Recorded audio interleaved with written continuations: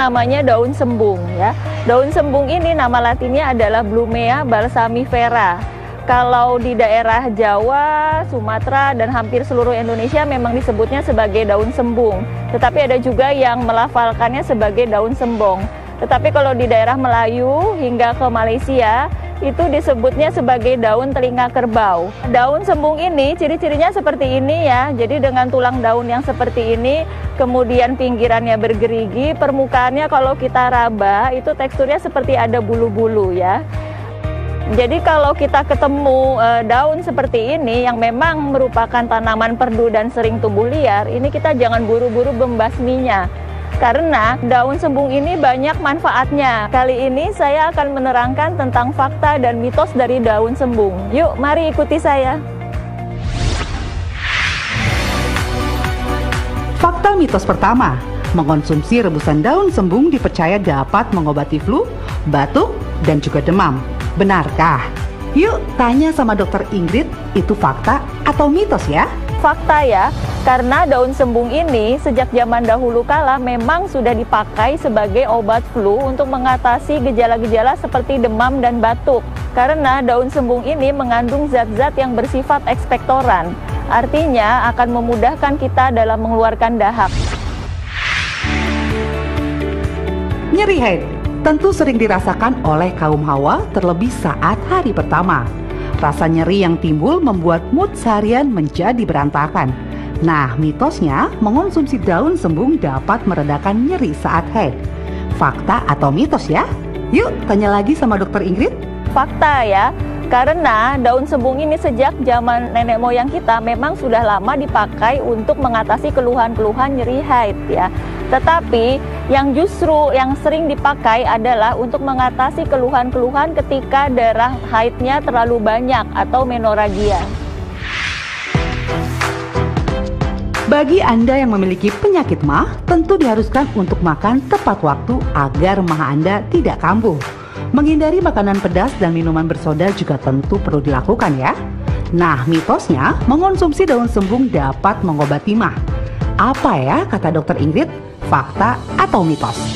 Itu adalah fakta, karena selain nenek moyang kita memang sudah lama memanfaatkan daun sembung ini untuk mengatasi keluhan-keluhan dari sakit MAH, daun sembung ini juga memang terbukti bersifat analgetik, artinya meredakan nyeri dari lambung. Kemudian juga bersifat anti peradangan. Itu artinya mengurangi peradangan-peradangan pada dinding lambung serta mengobati luka-luka yang terjadi pada dinding lambung. Mitos selanjutnya, mengonsumsi daun sembung baik dikonsumsi untuk kesehatan jantung. Apa ya jawaban Dokter Ingrid? Fakta atau mitos? Itu adalah fakta, karena daun sembung itu mengandung zat-zat yang bersifat antioksidan sehingga akan menangkal radikal bebas yang bisa merusak dari organ jantung. Kemudian daun sembung juga bersifat menurunkan atau menormalkan tekanan darah sehingga tekanan darah akan stabil. Beri-beri merupakan penyakit yang menyerang sistem saraf dan juga sistem peredaran darah. Kurangnya vitamin B1 dalam tubuh menjadi salah satu penyebabnya. Jantung berdebar dan juga sesak nafas menjadi salah satu gejala yang timbul dari penyakit beri-beri. Mitosnya, mengonsumsi rebusan daun sembung membantu mengobati sakit beri-beri. Benarkah? Fakta atau mitos ya? Itu adalah fakta dan sudah terbukti bahwa daun sembung ini kaya akan vitamin B1. Sehingga jika kita mau mengobati penyakit beri-beri, kita baik mengkonsumsi daun sembung ini disertai sumber-sumber makanan vitamin B1 yang lain. Misalnya kacang-kacangan, biji-bijian, hati sapi, sayur-sayuran seperti kale, kembang kol, dan lain-lain. Rematik tidak hanya dialami oleh orang tua saja, anak muda juga dapat mengalaminya. Terlebih jika tidak menjaga pola hidupnya. Mengonsumsi makanan yang mengandung lemak tinggi menjadi salah satu pemicunya. Nah, mitosnya daun sembung membantu meredakan nyeri saat rematik. Fakta atau mitos ya? Fakta, karena memang sudah lama nenek moyang manusia itu menggunakan daun sembung ini untuk mengobati nyeri rematik.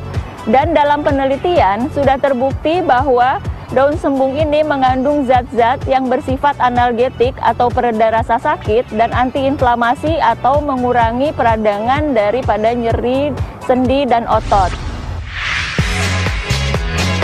Fakta mitos selanjutnya, daun sembung baik dikonsumsi sebagai obat diare.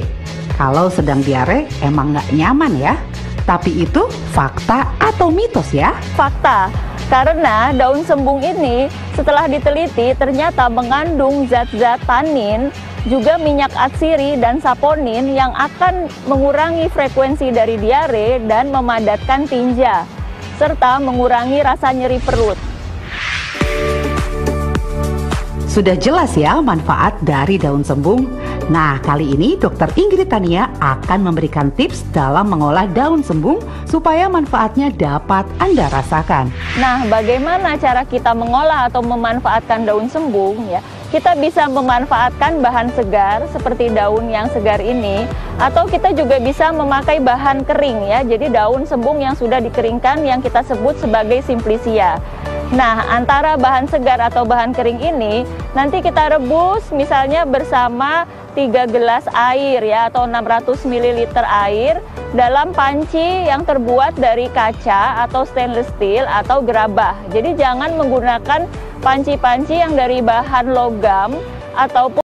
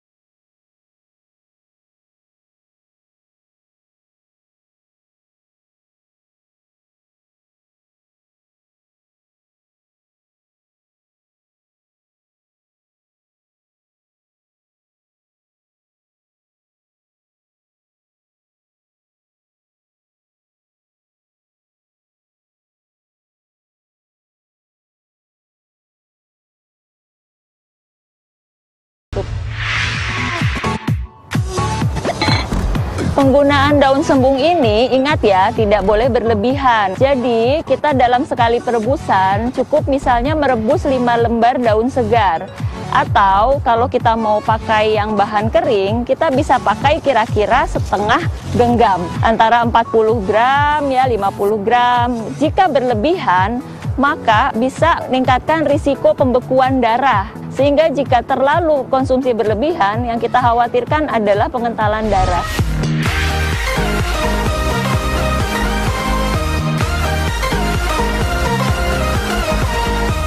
Jadi sudah direbus menghasilkan kira-kira 300 ml. Sekali minum kita bisa meminum 100 ml ya. Kira-kira setengah gelas. Itu diminum pada pagi hari. Kemudian kita minum lagi setengah gelas kira-kira 100 ml diminum siang hari. Lalu diminum lagi 100 ml pada sore atau malam hari. Sehingga total 300 ml per hari.